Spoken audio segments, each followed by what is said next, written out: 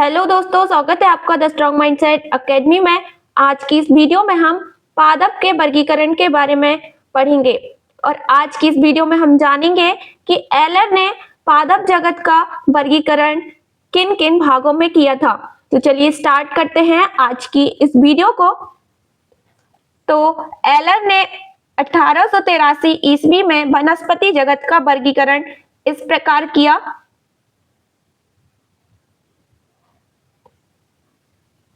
पहले तो पादप जगत को दो भागों में बांटा, अपुष्पोद और पुष्पोद भी, जिसमें से अपुष्पोद में तीन भाग में बांटा, एक थैलोफाइटा, दूसरा ब्रायोफाइटा और तीसरा टेरिडोफाइटा।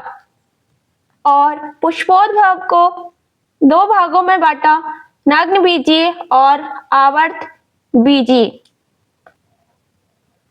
इसके बाद थैलोफाइटा को तीन अन्य भागों में बांटा, पहला शैवाल, दूसरा कवक और तीसरा जीवाणु।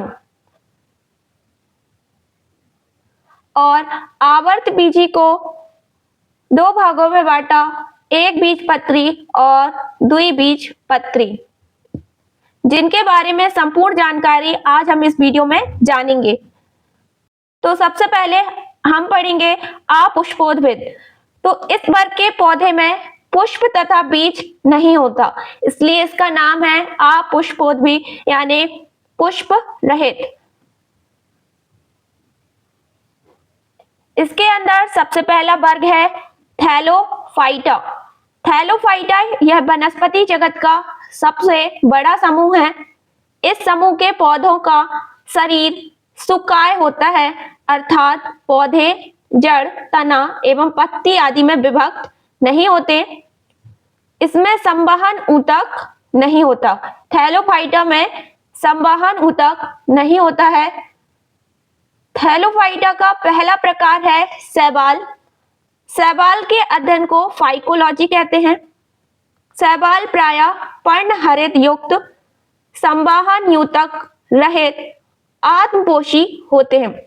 इनका शरीर सुकाय सदृश होता है।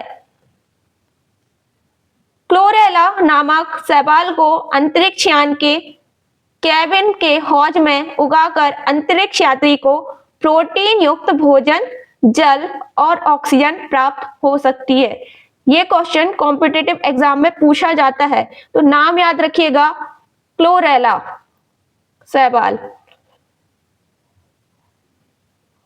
अब जानते हैं लाभदायक शैवाल के बारे में। सबसे पहले भोजन के रूप में, तो भोजन के रूप में उपयोग की जाने वाली शैवाल है फोरफाइटा, अल्बा, सरगासन, लैमिनेरिया, नोस्टॉक आदि। इसके बाद आयोडीन बनाने में प्रयुक्त शैवाल है लैमिनेरिया, फ्यूकस, एक्लोनिया आदि। फिर खाद्य के रूप में शैवाल नोस्टॉक, एनाबीना, कैलब आदि। इसके बाद औषधियां बनाने में प्रयुक्त शैवाल हैं क्लोरेला से क्लोरेलिन नामक प्रतिजैविक एवं लैमिनेरिया से टिंचर आयोडीन बनाई जाती है। टिंचर आयोडीन किस शैवाल से बनाई जाती है? तो लैमिनेरिया से बनाई जाती है। ये इंपॉर्टेंट है, इसे याद रखिएगा। उसके बाद अनुसंधान कार्यों में, तो अनुसंधान कार्यों में क्लोरेला, एसिटेबुलेरिया और बेलोनिया आदि शैवाल का उपयोग किया जाता है। थैलोफाइटा का दूसरा भाग है कवक और इसके अध्ययन को कहते हैं माइकोलॉजी। कवक पर्णहरित रहित, सकेंद्रीय संवहन ऊतक रहित थैलोफाइटा है। कवक में संचित भोजन ग्लाइकोजन के रूप में रहता है। कवक में संचित भोजन ग्लाइकोजन के रूप में रहता है, इसे याद रखिएगा, नोट कर लीजिएगा। इनकी कोशिका भित्ति काइटिन की बनी होती है। कवक पौधों में गंभीर रोग उत्पन्न करते हैं। सबसे अधिक हानि रस्ट और स्मट से होती है। पौधों में कवक के द्वारा होने वाले प्रमुख रोग हैं सरसों का सफेद रस्ट, गेहूं का ढीला स्मट, गेहूं का किट्टू रोग, आलू की अंगमारी रोग, गन्ने का लाल अपक्षय रोग, मूंगफली का टिक्का रोग, आलू का मस्सा रोग, धान की भूरी आर्चटित्ती, आलू की पछेला अंगमारी और प्रांकुरों का डंपिंग रोग। अब जानते हैं कवक से होने वाले रोग। और कवक से पहला रोग होता है दमा। ये किस कवक के कारण होता है? तो एस्परजिलस फ्यूमेटिगस।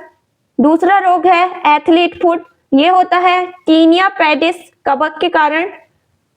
फिर है खाज, यह होता है एक्केरस स्कैबीज के कारण। अगला रोग है गंजापन, यह होता है टीनिया कैपिसिटिस कवक के कारण। अगला रोग है दाद और यह होता है ट्राइकोफाइटन लेस कोसाई के कारण।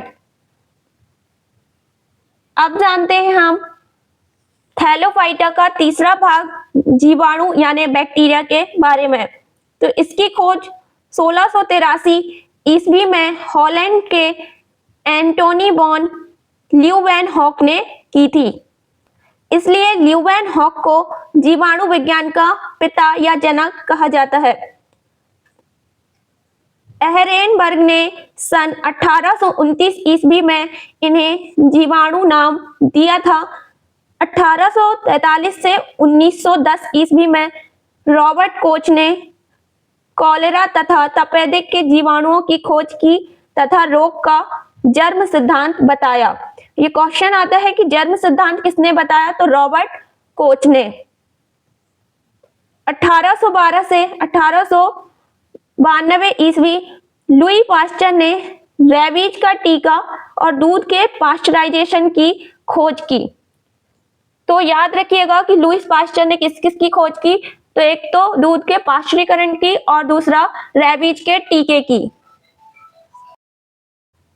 अब जानेंगे हम आकृति के आधार पर जीवाणु कौन कौन से होते हैं। तो आकृति के आधार पर पहला जीवाणु होते हैं छड़ आकार या बैसिलस। यह छड़ के आकार के होते हैं, इसलिए इन्हें छड़ आकार कहा जाता है और इनका नाम है बैसिलस जीवाणु। दूसरा प्रकार है कोकस, यह गोलाकार होते हैं, इसलिए इन्हें गोलाकार जीवाणु भी कहा जाता है।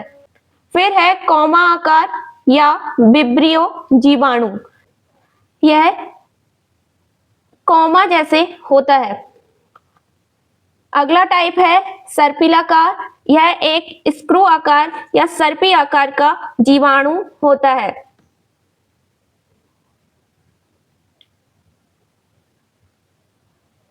एजोटोबैक्टर, एजोस्पाइलिरियम तथा क्लोस्ट्रीडियम जीवाणु की कुछ ऐसी जातियां स्वतंत्र रूप से मिट्टी में निवास करती हैं।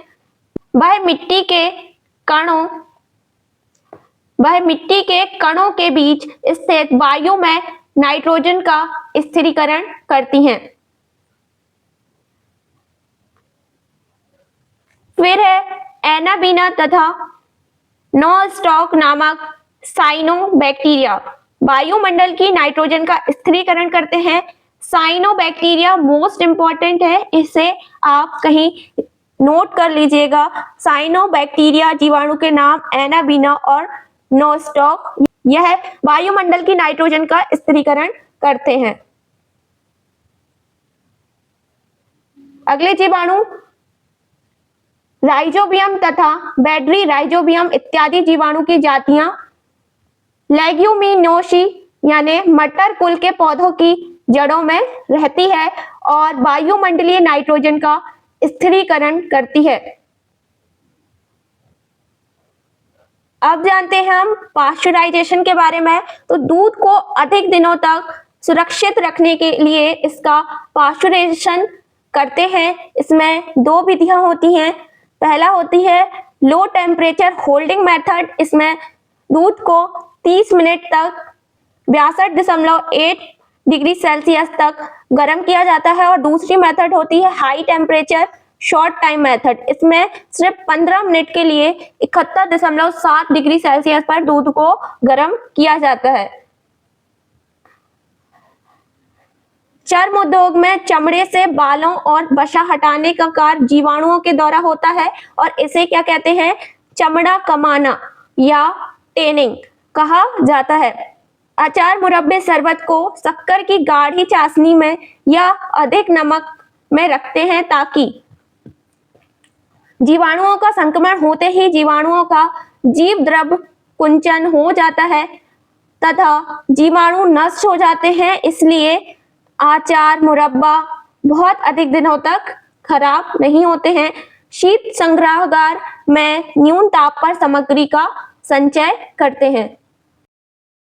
अपुष्पीय पौधों का अगला प्रकार है ब्रायोफाइटा। यह सबसे सरल स्थलीय पौधों का समूह है। इस प्रभाग में लगभग 25,000 प्रजातियां सम्मिलित की जाती हैं। इसमें संवहन ऊतक अर्थात जाइलम तथा फ्लोएम का पूर्णतः अभाव होता है।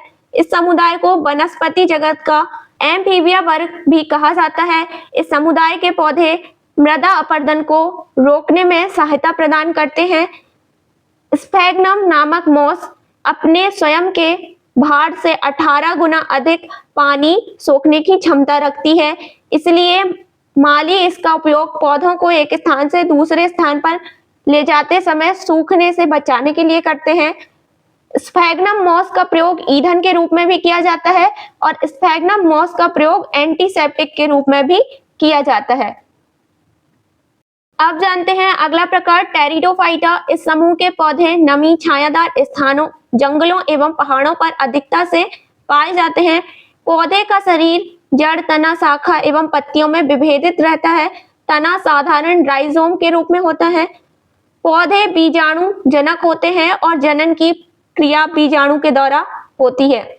इस समुदाय के पौधे में संवहन ऊतक पूर्ण विकसित होते हैं, परंतु जाइलम में बेसेल एवं फ्लोएम में सहकोशिकाएं नहीं होती हैं। तो दोस्तों यहाँ पर अपुष्पीय पौधों के प्रकार समाप्त होते हैं। अगली वीडियो में हम पढ़ेंगे पुष्पीय पौधों के बारे में। उम्मीद है आपको आज की यह वीडियो पसंद आई हो। अगर यह वीडियो पसंद आई हो तो वीडियो को लाइक, शेयर और चैनल को सब्सक्राइब जरूर कर लीजिएगा। मिलते हैं हम नेक्स्ट वीडियो में नेक्स्ट टॉपिक के साथ। जब तक के लिए धन्यवाद।